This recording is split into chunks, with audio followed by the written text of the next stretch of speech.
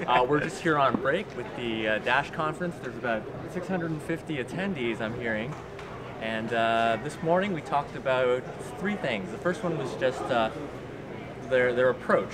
So one of the key things they said was the crypto that your grandma can use. Yes. And all the things that it would take to get there. That's right. That's right.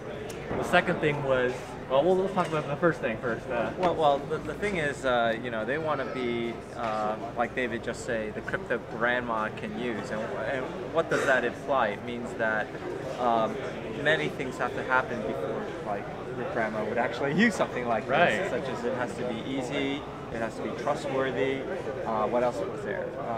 So the developer ecosystem actually had to be pretty well developed so that merchants could actually implement all those features so that grandma could go and spend some money. That's right. So it has to be a platform. They spent a lot of time talking that kind of segued into like becoming a platform because obviously one organization can't do everything needed so that grandma can use it. You have to make a platform so third parties could come and build their own editions. Right. Yeah. Right. So there's a lot of pieces, and I think they shared just some of the first few pieces and just the network of people that they're working with to try and advance that. Yes. Yes. So I actually found what's interesting. I thought about this in January when I first heard about.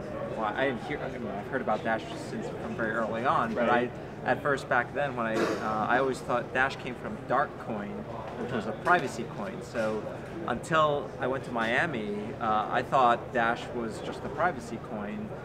And not a very good one at that, right? I mean, if you wanted a privacy coin, just go get Monero, right? One of the things, Dash is not really about privacy, although they do have InstaSend, which I just found out today that it's been disabled.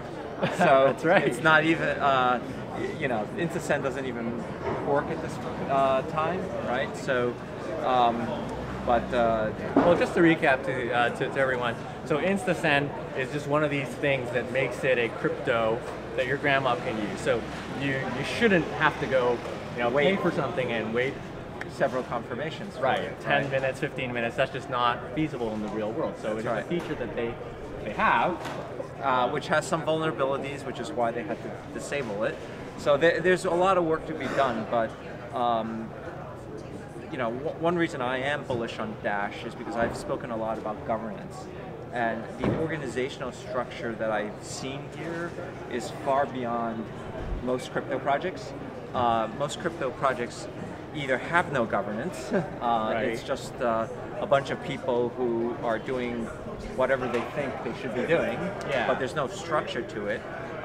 If there is governance, it's generally what I call the benevolent dictator model, right?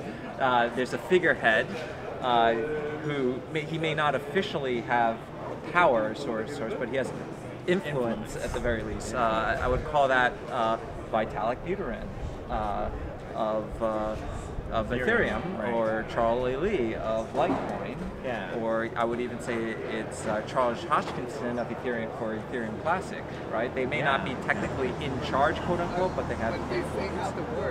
Now there's people who obviously Dash people have influence too. The core team has influence, but it's very obvious after listening, they've spent a lot of time trying to put in the governance structures in place so that when they go, if they get hit by a bus or they quit or they decide to, Dash is gone, it's at $350 right now, or any one of them can decide they have enough Dash and just go to an island somewhere and disappear.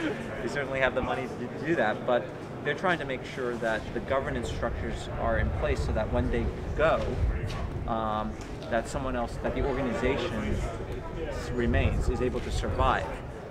That's what will determine the longevity of these cryptocurrencies, is its community and its ability to replace people as they come and go. That's an interesting point. So in the talk about governance, a component of that was how do people get paid? That's right. And they describe their model where 10% of every block goes toward a foundation, which then goes into a fund that then anyone can submit proposals, which then the masternodes vote, yes or no, and if it passes, the proposal passes, then it's funded, and it's funded by the network itself. It's funded out of the mining rewards of the network. So that's something that I think a lot of other crypto projects are copying this. Yeah. But as far as I know, the first time I heard of somebody come up with this model was Dash. And I think that treasury model came out in 2014. Did he say? Yeah, on the side. Yeah, you got that? It's Okay, 2014, cool. I think, is when that comes up, and we have other. I think Zcash is doing the same thing with this foundation and 10% of the rewards. So there's a lot of good ideas coming out of this project that other projects spent a lot of time thinking about the longevity and how it's going to run. So these are all really good things that we've seen so far. Yeah. Okay. All right. Well, let's get going.